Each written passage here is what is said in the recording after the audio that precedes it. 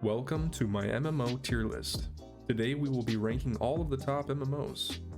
But before we start the rankings, please take a second to like the video and subscribe. If you're interested in seeing more videos like this one, it helps a lot. Now then, on with the video. Last place on the list is number 8, Albion Online.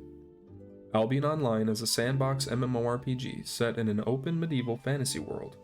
The game features a player-driven economy, where nearly every item is player-crafted. In this game, you are what you wear. Your passive skills and abilities, as well as stats, are directly tied to your gear. A large portion of the game is full loot PvP, which is not something everyone will enjoy. It is free to play, although there is a premium subscription that makes a big difference in progression speed. They also offer cosmetic microtransactions. On to number 7, EVE Online. EVE Online is a community-driven space MMORPG where players can play free, choosing their own path from countless options.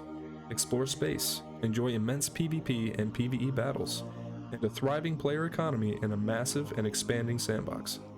EVE is infamous for being difficult to jump in and understand, but for those that put the time in, it becomes more than just a game. Also free to play, but offers bonuses when subscribed. Number 6. Elder Scrolls Online. Elder Scrolls Online, commonly known as ESO, is an MMORPG set in the fantastical world of Tamriel. Every quest is voice acted, it is regularly updated, and has a strong following. It offers a plethora of PvE and PvP content for players to explore. After its rocky launch, it has now become one of the better MMOs to get lost in. Another free-to-play game, with optional expansions, an in-game store, and subscription. Number 5. Guild Wars 2, otherwise known as GW2. Guild Wars 2 is an MMO with fast-paced action combat, a rich and detailed personal story, awe-inspiring landscapes to explore, 2 challenging player versus player modes, and no subscription fees. They have recently released a new expansion, End of Dragons, which has been received quite well. Guild Wars 2 is unique in the fact that it is buy-to-play with no required sub. They do charge for expansions and also have an in-game store, however. Number 4. Retail World of Warcraft. Despite 2 of the worst expansions to ever exist in a game back-to-back, it is still packed with an insane amount of content to do. It may no longer be the king of the genre anymore, but it is still one of the largest and smoothest MMO experiences offered today. The upcoming expansion, Dragonflight, is surprisingly set to release this year, and many are hoping for WoW to return to its former glory. Retail requires a sub fee and for you to purchase the most recent version of the game, if you want to do any of the endgame content, that is. It does offer a free trial, however. Honorable mention, Lost Ark. I wasn't sure where to put this on the list, but regardless, it deserves to be here. It's one of the most fun MMOs out there, but does have some predatory monetization and time gating that makes it hard to put in the top 3 of this list. The combat is exceptional. It has a ton of content to do, a bunch of different classes to play, and it incentivizes you to play more than one. I recommend the game, but keep in mind it does have the potential for you to spend a lot of money on it. It is entirely free to play, has an optional premium subscription, and also allows you to buy currency to make your character stronger if you want to. Number 3. Old School Runescape. Old School Runescape is a return back to the most simple of MMO formulas, and it works incredibly well.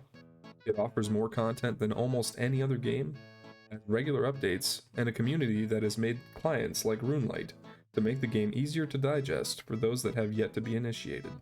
It is also free to play, but offers a premium membership that gives you a ridiculous amount of content. They say you don't quit RuneScape, you just take a break. Number 2. Classic World of Warcraft. Classic is a return to what most MMO players refer to as the golden age of the genre. It is a slower-paced, simpler version of WoW that has shown that people do actually want to play the old expansions. There have been a lot of issues with Classic WoW that the developer, Blizzard, has yet to fix, however recently issued a statement about their plans to fix those issues. One of my personal favorite games of all time, and to this day I recommend people give it a try if they are new to MMOs or just looking for something to play. It requires a subscription to play, but no other purchases, but you also get access to Classic TBC, soon to be Wrath of the Lich King, and retail for 1 subscription. Last but definitely not least, number 1, Final Fantasy XIV. Have you heard of the critically acclaimed MMORPG Final Fantasy XIV?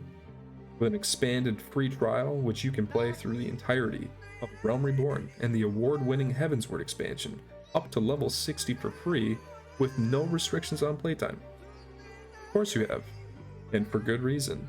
It has a massive and incredibly well-written story, a recently reworked PvP system, and offers some of the hardest endgame content in any game, known as Ultimate Raids. FF14 has player housing, guild housing, and soon personal islands. It may be true that it is more RPG than MMO, but the entire game is solid, and I highly recommend it. Thank you for watching the video. If you enjoyed it, remember to give it a like, and if you want to see more content like this, subscribe. It really does help me out. Thanks again, and I'll see you in the next one. Bye-bye.